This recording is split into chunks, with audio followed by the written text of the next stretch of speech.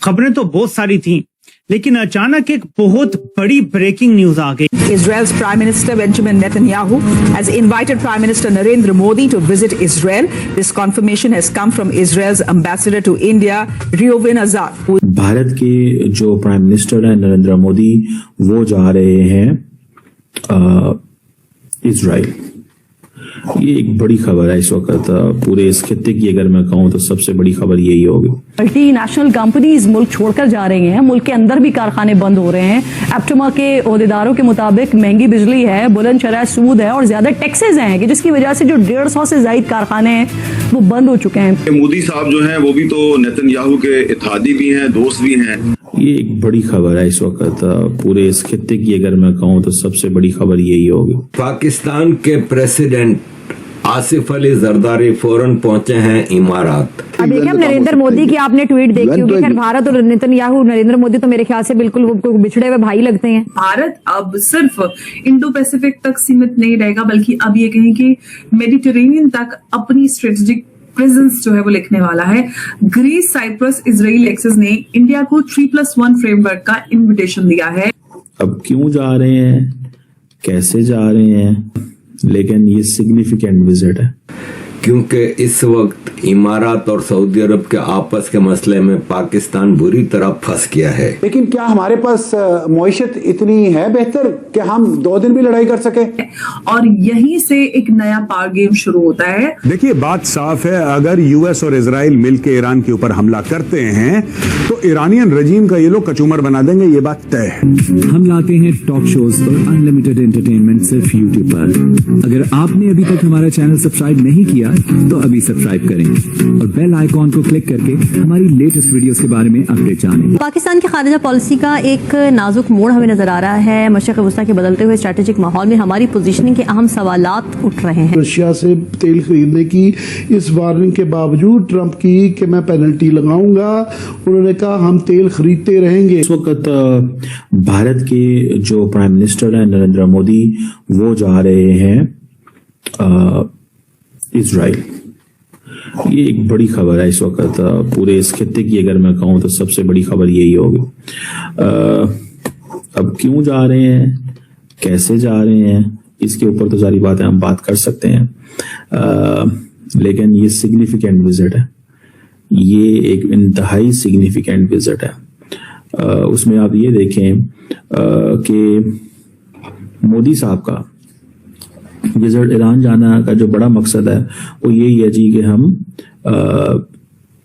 Stand against terrorism. अच्छा, India की policy बड़ी, वो जिसे कहते हैं ना, इस तरह की है कि आज मैं देख रहा था कि जी हॉलोकॉस्ट का रिमेम्बरेंस डे था।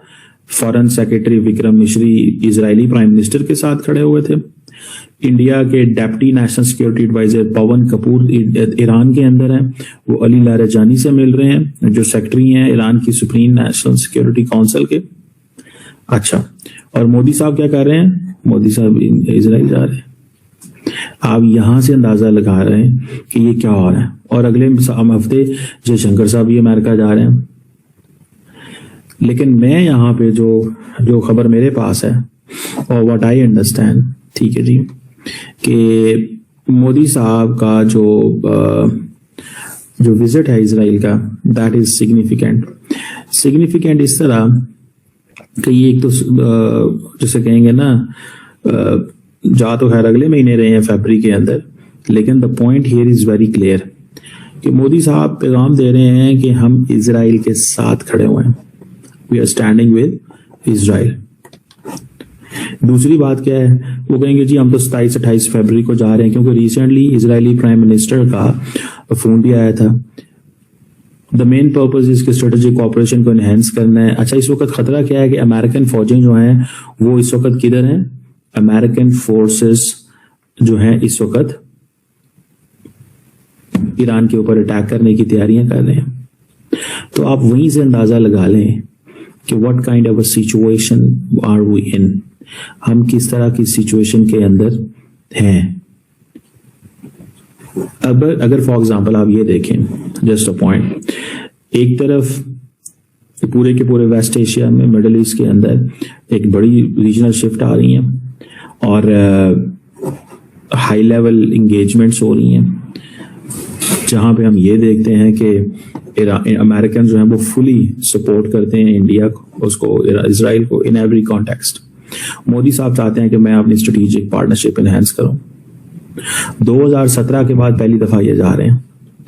डिफेंस एंड सिक्योरिटी पार्टनरशिप है। इंडिया क्योंकि इजराइल की टेक्नोलॉजी के ऊपर रिलाई करता है, drones, missiles, this that. Counter terrorism एक ही मसला है। इंडिया और इजराइल कहते हैं जी हमारा कॉमन थ्रेट है टेररिज्म। इंडिया कहता है जी जिस तरह इजराइल को हमास से खतरा है, हमें जो है वो लश्कर तैयबा और बाकियों से खतरा है। दूसरी तरफ अगर आप देखें तो इंडिया जो है in defence and security cooperation के अंदर बहुत सारी चीजें करता है। इमारात और सऊदी अरब के आपस के मसले में पाकिस्तान बुरी तरह फंस गया है। भारत का एक बैलेंस्ड स्टैंड रहा है, जिसकी वजह से अभी तक भारत को कोई ऐसा मसला हुआ नहीं, ना होने का चांस है, लेकिन पाकिस्तान बुरी तरह फंस गया है।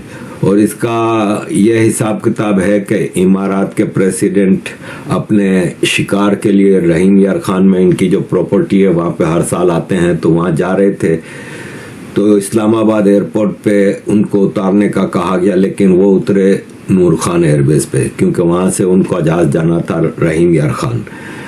और वहाँ पे फिर पाकिस्तान का प्राइम मिनिस्टर और आर्मी चीफ और ये सब उसके तरले मिनते करते रहे और कुछ हुआ नहीं। उल्टा फौजी फाउंडेशन के $1 बिलियन के शेयर खरीद के चले गए, जो कि लोन जो इमारात ने जो फिक्स डिपॉजिट के लिए पैसे दिए हुए थे, इसमें से उसने कहा कि $1 बिलियन का हमें वो कर दो, रोल ओवर करना है तो फिर कम से कम $1 बिलियन के शेयर दे दो। आपको पता है फौजी फाउंडेशन पाकिस्तान की सबसे बड़ी बिजनेस ऑर्गेनाइजेशन है, फौजियों की है, चैरिटी के नाम पे रजिस्टर्ड है, इसलिए इसका कोई टैक्स वैक्स का हिसाब होता नहीं है, प्रॉफिट मेकिंग है, वो लेके चले गए। फिर इसके बाद सऊदी अरब की तरफ से कुछ इशारे हुए,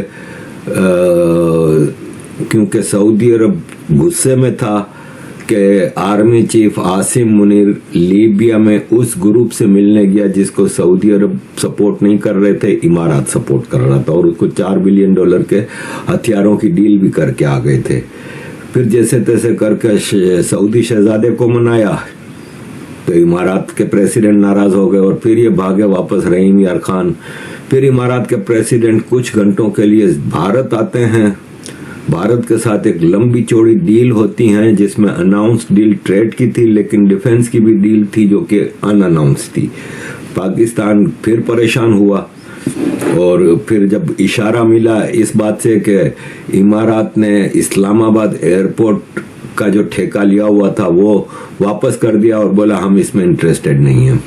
तो अब ये प्रेसिडेंट साहब भागे भागे गए हैं दुबई, अबू धाबी।